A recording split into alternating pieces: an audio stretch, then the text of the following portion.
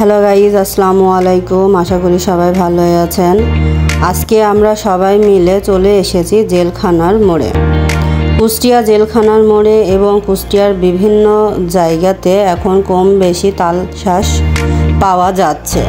তো আজকে আমরা সবাই মিলে চলে এসেছি এই তালশাঁস খেতে। গরমের সময় তালশাঁস খুবই ভালো লাগে, আর এখন তালশাঁসেরই সময়, তাই সবাই এই তালশাঁস খেতে খুবই পছন্দ করে। তালশাঁসের পুষ্টিও প্রচুর রয়েছে। আজকে আমরা সবাই মিলে এই তালশাঁস খেতে এসেছি।